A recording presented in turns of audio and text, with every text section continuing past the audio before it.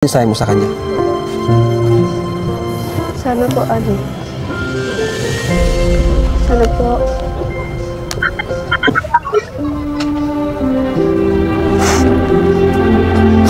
Luha at pag-asa, kwento ng batang naulila, mga kalingap. May kwento akong napanood sa vlog ni Kalingap Rab na siguradong tatagos sa puso ninyo. Isang dalagita na 16 years old, maganda at mukhang masayahin, pero sa likod ng kanyang ngiti, may sugat na iniwan ng nakaraan. Siya si Nicolene, bata pa lang, iniwan na siya ng kanyang mga magulang, ang nanay niya, na kasing edad lang niya nang siya'y ipinanganak, 16 years old, nagpatiwakal dahil sa problema ng mag-asawa, at pagkatapos ng trahedyang yun, iniwan naman siya ng kanyang tatay, kaya ngayon, tanging ang kanyang lola ang nag-aalaga sa kanya at tumayong parang ina. Mula pagkabata, hindi niya nasilayan ang kanyang mga magulang, kaya hindi maiwasang mainggit sa ibang bata na kumpleto ang pamilya, pero sa kabila nito, si Nicolene ay masipag, mabait, at dedicated sa kanyang pag-aaral. Nakakapanindig balahibo, mga kalingap, sa unang tingin kay Nicolene, iisipin mong laging masaya siya, pero nang makausap siya ni Kalingap Rab, ramdam mo ang lungkot at pangungulila sa kanyang mga mata. Bata pa siya pero pasan na niya ang bigat ng mundo.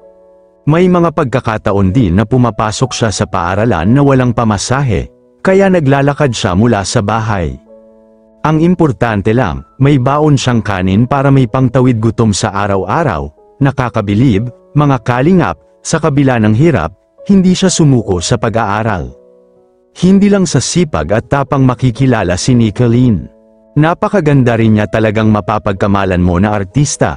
Sa katunayan, sinabi ni Kalingap Rab na may kamukha siyang artista, nakaka-inspire, mga kalingap, at sa likod ng hirap, nakikita rin natin ang ganda at karisma niya.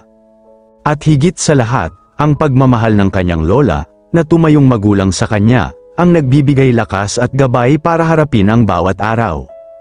At sa pinakaunang pagkakataon na nakatanggap sila ng malaking biyaya mula kay Kalingap Rab, hindi nila mapigilan na lumuha, na puno ng pasasalamat at ligaya ang kanilang puso, at sabi pa ni Kalingap Rab, karapat-dapat din talaga silang tulungan at balang araw ay mapapabahayan din. Ang pinakamahalaga, makakapag-aral na si Nicolene, isang batang wala ng mga magulang sa murang edad, pero puno ng pangarap at determinasyon.